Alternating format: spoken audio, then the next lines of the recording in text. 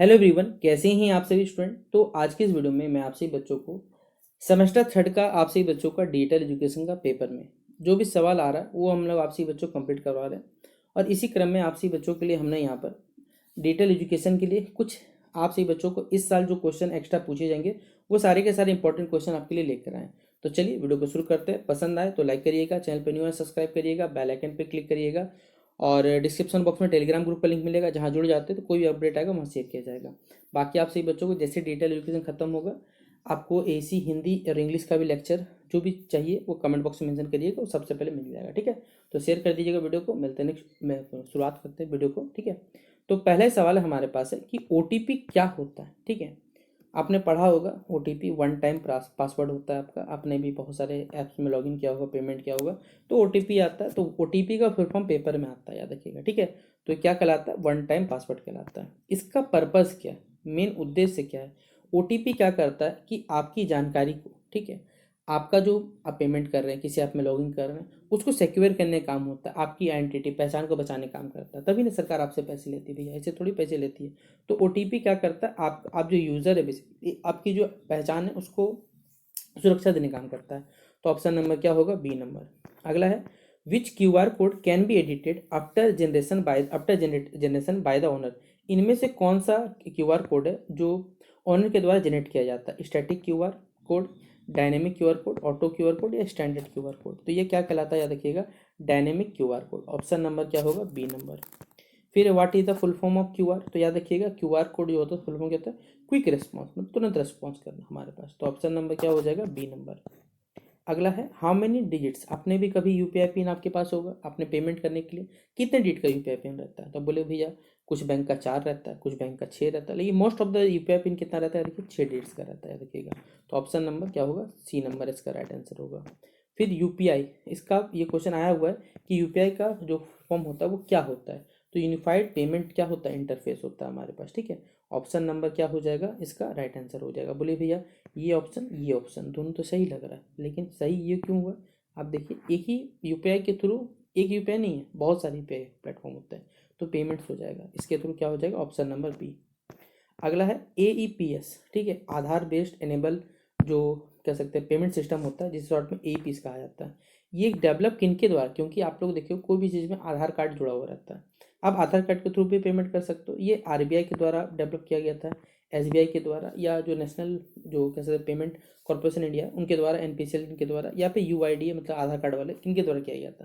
तो ये एनपीसीएल के द्वारा बेसिकली डेवलप किया गया था। तो ऑप्शन नंबर क्या होगा? C number.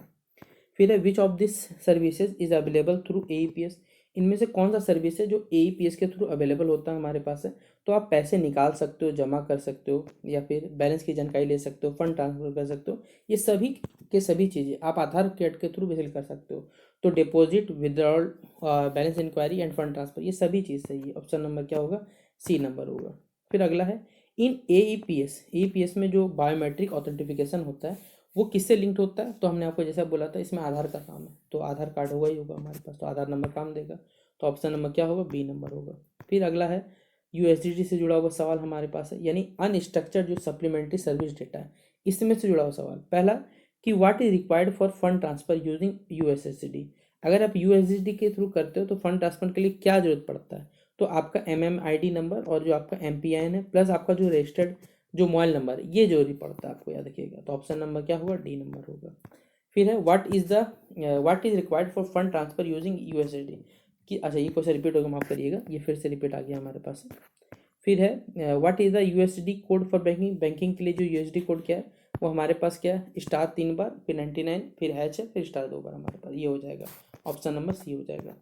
फिर बोला गया which type of credit card. इनमें से कौन सा क्रेडिट कार्ड है जो डिजाइन किया जाता है ताकि जो भी एग्जिस्टिंग क्रेडिट कार्ड है उनको डेप्ट से बेसिकली निकालने के लिए? बैलेंस ट्रांसफर कार्ड, या रिवॉर्ड कार्ड, या सिक्योर्ड कार्ड, या लो इंटरेस्ट कार्ड। तो ये होता है balance transfer card. Option number क्या होगा? A number. How many digits are there in Mastercard number. देखिए मास्टर बेसिकली जो मास्टर कार्ड होता है बोला जाए तो उसमें हमारे पास कितने डिजिट्स होते हैं? देखिए 16 डिजिट्स का होता है हमारे पास, सबके सभी लोग। फिर अगला है आपसे बच्चों के लिए mobile wallets are mainly use to. Mobile wallets जो होते हैं उनका इस्तेमाल कहाँ किया जाता है? डिजिटल आपके मोबाइल वॉलेट मतलब आपका फ़ोन पे वॉलेट होगा, गूगल पे वॉलेट होगा, जहाँ भी होगा वो ऑनलाइन पेमेंट आपका पैसा रखा हुआ है। तो डिजिटली पेमेंट करने के लिए वो आपका मनी वर्चुअली रूप से एक आभासी रूप से आपके पास रखा हुआ उसे कहा जाता है। तो ऑप्शन नंबर क्या होगा? B number. फिर पीओएस से, पॉइंट ऑफ सेल से जुड़ा हुआ सवाल आता है कि what is POS device use for. जो कह सकते हैं पीओएस डिवाइसेस होता है उसका इस्तेमाल होता है कार्ड स्वैपिंग के लिए। आपने देखा होगा बड़े बड़े जो मॉल्स होते हैं उनमें स्वैपिंग किसी कार्ड के थ्रू पेमेंट होता है। तो card swiping to process payments क्या हो जाएगा? Right answer. फिर which of this is included in digital payments and system. इनमें से कौन सा डिजिटल पेमेंट का सिस्टम का चीज़ होता है? आरटीजीएस होता है हमारे पास, निफ्ट होता है और आईएमपीएस होता है। ये तीनों के तीनों चीज़ जो डिजिटल पेमेंट सिस्टम है उसके अंतर्गत आती है। तो ऑप्शन नंबर क्या होगा? A number. फिर which of the following is not a function of internet banking. इनमें से कौन सा इंटरनेट बैंकिंग फीचर नहीं है? आप अपने अकाउंट पे चेक कर सकते हो, ये सही बात है। फंड ट्रांसफर कर सकते हो, ये भी कर सकते हो। यूटिलिटी बिल्स को भी पे कर सकते हो। लेकिन आप बताओ क्या फिजिकल कैश निकाल सकते हो इंटरनेट बैंकिंग से? कभी निकाल सकते हैं। तो इनमें से कौन सा फीचर नहीं है? वो ऑप्शन नंबर डी है। फिर अगला सवाल है हमारे पास पूछा हुआ है कि NIFT operates in batches at. देखिए निफ्ट का जो टाइम होता है वो फिक्स टाइम पे होता है, हाफ आवरली वो काम करता है, ठीक है। फिर निफ्ट का फुल फॉर्म याद देखिए पूछा जाता है, तो नेशनल इलेक्ट्रॉनिक्स फंड ट्रांसफर क्या होता है इसका? ये फुल फॉर्म होता है निफ्ट का, ठीक है। एनईएफटी का, नेशनल इलेक्ट्रॉनिक जो फंड ट्रांसफर। फिर इसका टाइमिंग क्या होता है देखिएगा, 8 से लेकर शाम के 7 बजे तक, सुबह 8 से शाम के स्पेसिफिक आवर्स में क्या करता है? काम करता है, ठीक है। फिर यह क्वेश्चन रिपीट हो गया। आरटीजीएस में देखिए जो टी होता है वो क्या होता है? टी मतलब होता है ट्रांसफर करना, ठीक है, याद रखिएगा हमारे पास। फिर मिनिमम ट्रांजेक्शन कितना कर सकते हैं? जो लिमिट होता है हमारे पास आरटीजीएस के थ्रू, तो 2 लाख तक का हम लोग क्या कर सकते हैं? ट्रांसफर कर सकते हैं, ठीक है। तो ऑप्शन नंबर क्या हो जाएगा? डी नंबर इसका राइट आंसर होगा। फिर कौन सा फंड ट्रांसफर मेथड जो है वो 24/7 मतलब 24 घंटे 7 दिन अवेलेबल हमारे पास है, वो आईएमपीएस जो सिस्टम होता है वो अवेलेबल होता है, ठीक है। तो ऑप्शन नंबर क्या होगा? सवाल है व्हाट इज अ स्प्रेडशीट। आपका टॉपिक है भैया स्प्रेडशीट, तो पूछा तो जाएगा ही। एक स्प्रेडशीट क्या होता है? एक प्रकार का एक स्प्रेडशीट जो होता है एप्लीकेशन होता है हमारे पास, ठीक है। ऑप्शन नंबर क्या होगा? बी नंबर इसका राइट आंसर होगा। स्प्रेडशीट में जो लेटर होता है वो क्या डिनोट करता है? लेटर याद रखिएगा कॉलम्स का डिनोट करने का काम करते हैं। स्प्रेडशीट में जो नंबर्स होते हैं वो डिनोट करने का काम करते हैं, याद रखिएगा। जैसे वहाँ पर लेटर्स कॉलम का हो गया, तो जो नंबर्स होंगे वो किसको करें? रोज को। रोज ऐसे ऐसे और कॉलम्स ऐसे ऐसे होता है, ठीक है। फिर अगला सवाल है हमारे पास पूछा हुआ है, जो रो और इंटरसेक्शन कॉलम का इंटरसेक्शन होता है वो पार्ट क्या कहलाता है? ये हमें बताना। वो कहलाता है सेल, याद रखिएगा। तो ऑप्शन नंबर क्या होगा? ए नंबर होगा। फाइल एक्सटेंशन ऑफ जो एक्सेल का 2016 प्लस का वो क्या है हमारे पास है? .xlsx। ऑप्शन नंबर क्या हो जाएगा? बी नंबर होगा। Extension for macro enabled workbook क्या होता है हमारे पास? याद रखिएगा .xlsm, जो कि ऑप्शन नंबर देखिए सी में दिया हुआ है। फिर अगला सवाल है, अगर आपको सेल क्वांटिटी को एडिट करना है तो आपको क्या प्रेस करना पड़ेगा? F2 प्रेस करना पड़ेगा, देखिएगा, ठीक है। फिर आपको वर्कबुक में कोई चीज़ सेव करना है तो आप कंट्रोल+S को क्या करो? क्लिक करोगे, जो कि ऑप्शन नंबर ए में दिया हुआ है। फिर अगला है, अगर आपको न्यू वर्कबुक ओपन करना है तो किसको क्लिक करो? कंट्रोल+N को क्लिक करोगे, ओपन हो जाएगा, ठीक है। ऑप्शन नंबर ए। फिर अगला है SMTP, इसका फुल फॉर्म क्या होता है याद रखिएगा, तो सिंपल मेल ट्रांसफर प्रोटोकॉल, जो कि ऑप्शन नंबर 1 में दिया हुआ है। तो ये नंबर इसका राइट आंसर होगा। फिर है which protocol is use to receive emails. इनमें से कौन सा प्रोटोकॉल का इस्तेमाल किया जाता है ईमेल्स को रिसीव करने के लिए? क्या देखिएगा POP3 का इस्तेमाल किया जाता है हमारे पास, ऑप्शन नंबर बी होगा। IMAP, इसका इस्तेमाल किया जाता है बेसिकली जो ईमेल्स होते हैं उनको रिसीव करने में और सिंक्रोनाइज करने में हमारे पास। तो रिसीविंग एंड सिंक्रोनाइजिंग ईमेल्स क्या हो जाएगा? Right answer. फिर है ये जो @ होता है ये किसको सेपरेट करता है हमारे पास? याद रखिएगा यूज़र नेम और डोमेन को बेसिकली ईमेल में क्या करता है? सेपरेट करने काम करता है वो @ तो ऑप्शन नंबर क्या होगा? ए नंबर होगा। मैक्सिमम जीमेल अटैचमेंट कितना कर सकते हैं? याद रखिएगा तो 25 MB है मैक्सिमम जो फाइल साइज भेज सकते हो, 25 MB। BCC का फुल फॉर्म बताया था, ब्लाइंड कार्बन कॉपी क्या हो जाएगा हमारे पास? का फुल फॉर्म हो जाएगा, ठीक है। फिर CC कार्बन कॉपी होता है। और ईमेल फॉरवर्ड करना क्या कहलाता है बेसिकली हमारे पास है? तो ये कहलाता है कि आप ईमेल को क्या करो? किसी दूसरे को भेज देना, send the email to someone else, क्या हो जाएगा? फॉरवर्ड करना कहलाता है, ऑप्शन नंबर बी होगा। फिर है रिप्लाई ऑल्स का मतलब, रिप्लाई ऑल का मतलब क्या होता है कि आपके पास जितने भी रेस्पोंडेंट्स हैं उनको एक ही बार में क्या कर सकते हो? भेज सकते हो। तो 9th का क्या हो जाएगा? बी नंबर इसका हो जाएगा। Spam email refers to, spam मतलब देखिए जो चीज़ बेसिकली क्या है? गलत है, मतलब जो चोर लोग होते हैं या जंक चीज़ होते हैं, जो आपके सीधा बात है आपकी जानकारी को चुराने के लिए या आपके पैसे को हड़पने के लिए, आपके डेटा को चोरी करने के लिए, वही स्पैम्स जो हमारे पास ईमेल कहलाते हैं, ठीक है। तो आप जंक और जो अनसॉलिसिटेड ईमेल्स होते हैं वो कहलाते हैं। द सेंट आइटम्स फोल्डर का देखिए, सेंट आइटम में खुद बताइए क्या होगा? जो भी आपने ईमेल्स भेजा वो होगा, ऑप्शन नंबर सी होगा। ड्राफ्ट फोल्डर मतलब वो चीज़ जो आपने भेजने से पहले क्या कर रखा है? ईमेल्स आपको इसको बाद में भेजना, लेकिन बना के रख लिया तो उसमें सेव रहता है। Email save to send later क्या हो जाए, right answer. And email signature is, email signature एक प्रकार का क्या है, आपका खुद का पर्सनलाइज क्या है, फुटर है, वो खुद का आपका फुटर होता है। ऑप्शन नंबर क्या होगा, B number. Encryption in email used for, देखिए जो ईमेल्स होते हैं उनमें इंक्रिप्शन का क्यों इस्तेमाल होता है, ताकि आपका कंटेंट को क्या कर सके, सिक्योर कर, सुरक्षित रख सके। तो ऑप्शन नंबर क्या होगा, बी नंबर होगा। अटैचमेंट क्या होता है, तो आप किसी फाइल में कोई एक्स्ट्रा चीज़ को भेजना ईमेल में, वो कहलाता है extra file sent with an email, क्या हो जाएगा, अटैचमेंट कहलाता है। अगला सवाल है आपका, what is which is not N email client, email client कौन सा नहीं हमारे पास है, ठीक है। आउटलुक है, थंडरबर्ड है, जीमेल, लेकिन फोटोशॉप कहाँ से आ गया, यहाँ पर है। फिर SMTP जो होता है हमारे पास है, वो क्या पोर्ट कर सकता है, कितना तक को बताना है। यूजर्स पोर्ट कौन सा पोर्ट यूज़ करता है, 587 को क्या करता है, इस्तेमाल करता है। ऑप्शन नंबर क्या होगा हमारे पास है, बी नंबर इसका राइट है। अच्छा माफ करिएगा, और इसका हो जाएगा 25 तक मेमोरी तक भेज सकता है, ठीक है। और या फिर इसको भी रख सकते हैं, तो दोनों ही सही है मेरे हिसाब से। POP3 पोर्ट करता है हमारे पास क्या, तो वो 110 को क्या कर सकता है, पोर्ट करता है 110 को। फिर अगला सवाल है, what is the spam indicator, spam indicator क्या होता है। अगर कोई अनजाना लिंक आया वो आपको बता देता है, ठीक है, वो होता है स्पैम इंडिकेटर हमारे पास। तो ऑप्शन नंबर क्या हो जाएगा, स्ट्रेंज लिंक्स क्या हो जाएगा, right answer. Email contacts are stored in, email contact कहाँ स्टोर रहते हैं, आपका जो एड्रेस बुक रहता है उसमें स्टोर रहता है। तो ऑप्शन नंबर बी होगा। एक ऑटो जो रिस्पॉन्डर होता है वो यूज़ किया जाता है कि वो खुद ब खुद, जैसे देखिए आपने देखा होगा जब भी आप कस्टमर कॉल करते हैं वो खुद ब खुद रिसीव करता है, उठाता है, बातचीत करता रहता है, तो ऑटो रिस्पॉन्डर कहलाता है। ये क्या काम करता है, ऑटोमेटिकली क्या करता है, खुद ब खुद रिप्लाई करता है, क्योंकि पहले से वो डेटा सेव है कि अगर ये पूछा जाएगा ये बोला जाएगा, तो ऑटोमेटिक रिप्लाई क्या हो जाएगा, राइट आंसर होगा। फिर है, what is the full form of SMTP, SMTP का जो फुल फॉर्म होता है वो क्या होता है ये बताना है, ठीक है। तो याद रखिए क्या होता है, simple mail transfer protocol, option number A. कौन से प्रोटोकॉल का इस्तेमाल किया जाता है ईमेल्स को भेजने के लिए, जैसे हम बताया था SMTP का इस्तेमाल किया जाता है। फिर इनमें से कौन सा प्रोटोकॉल इस्तेमाल किया रिसीव करने के लिए, तो POP3 का इस्तेमाल होता है, भेजने के लिए SMTP और रिसीव करने के लिए POP3 का इस्तेमाल।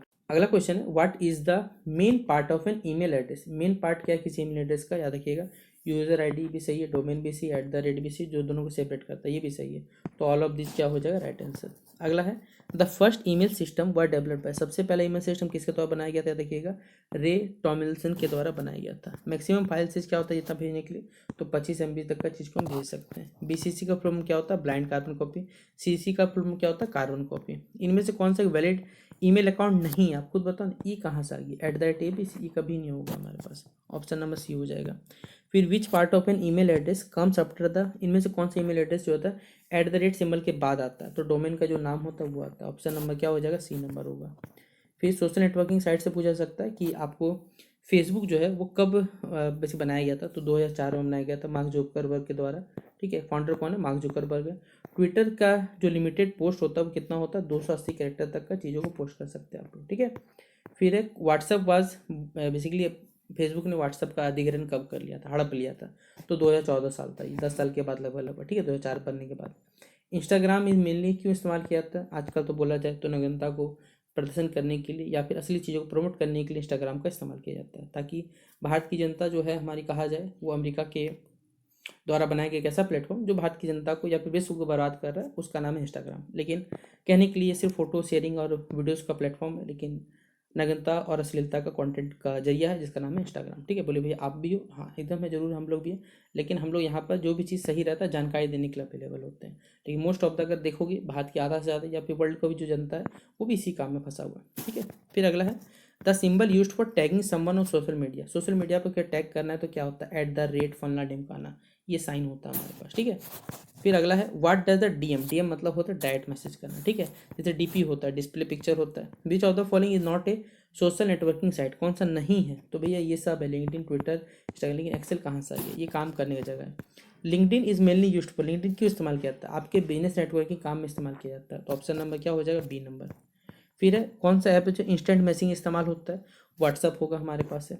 फिर है, CSC का प्रॉब्लम क्या होता है, कॉमन सर्विस सेंटर, आपके भी इलाके गाँव देहात में देखा होगा जहाँ पर ये सर्विस सेंटर हो, CSC ये CSC, तो मतलब क्या कॉमन सर्विस सेंटर आपके पास है। डिजिटल इंडिया कब लॉन्च हुआ था, 2015 में, याद रखिएगा।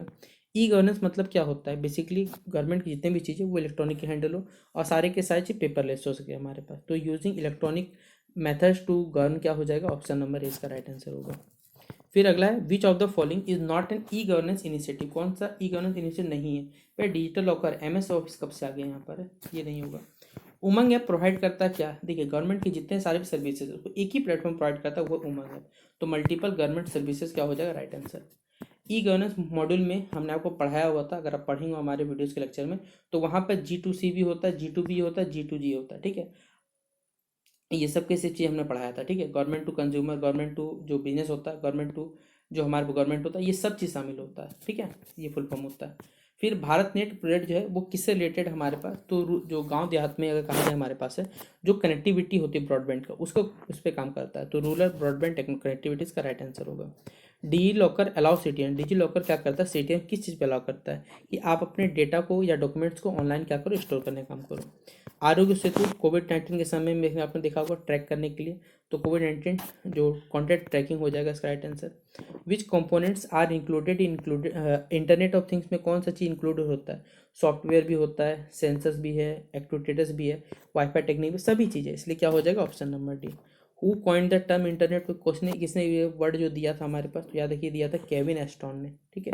तो ऑप्शन नंबर क्या होगा, बी नंबर। फिर which of the following not a part of internet, कौन सा पार्ट नहीं है, तो सिक्योरिटी नहीं है हमारे पास, देखिएगा ऑप्शन नंबर डी में। फिर है internet of thing is built on, internet of thing किस पे बना हुआ है, तो डेटा को क्या करना, गैदर करना सेंसर के थ्रू, क्लाउड कंप्यूटिंग, सभी चीज़ शामिल है, इसलिए क्या होगा, बोथ होगा हमारे पास। RFID ये किस पे बिलोंग करता है, तो या देखिए इंटरनेट ऑफ थिंग बिलोंग करता है। कौन से टेक्नोलॉजी का हम लोग इमर्स यूज़ करते हैं एक वर्चुअल इन्वायरमेंट में, तो होता है VR बॉक्स का, ठीक है, वर्चुअल रियलिटी बॉक्स जिसे बोलते हैं। फर्स्ट AI कॉन्फ्रेंस जो सबसे पहले कहाँ हुआ था, तो दारमोद कॉलेज US में हुआ था हमारे पास, ठीक है। First language used for AI programming के लिए याद है कि कौन सा था, वो LISP था हमारे पास। फिर अगला क्वेश्चन है what is the closest function based for AI के लिए सबसे क्लोजेस्ट फंक्शन बेस्ड क्या है हमारे पास है, वो है मैथमेटिक्स, याद रखिएगा। तो ऑप्शन नंबर क्या हो जाएगा, सी नंबर इसका राइट आंसर होगा। फिर 3D प्रिंटिंग जो है वो किनके द्वारा इन्वेंट किया गया था, देखिएगा चक हॉल के द्वारा इन्वेंट किया गया था। तो ऑप्शन नंबर क्या हो जाएगा, ए नंबर होगा। RPA का फुल फॉर्म क्या होता है, रोबोटिक प्रोसेस ऑटोमेशन होता है। स्टैंडर्ड क्लाउड सर्विस मॉडल क्या होता है हमारे पास इनमें से, तो SAS भी होता है, PS भी होता है, IS भी, सभी के सभी सही, इसलिए ऑप्शन नंबर क्या हो जाएगा, डी नंबर। स्मार्ट फैक्ट्री मतलब क्या होता है हमारे पास, ये बताना है। तो स्मार्ट फैक्ट्री मतलब एक ऐसा फैक्ट्री जो कि खुद से ऑर्गेनाइज हो, मतलब खुद से काम करे बिना किसी आदमी के, ठीक है। तो ऑप्शन नंबर ए हो जाएगा राइट आंसर।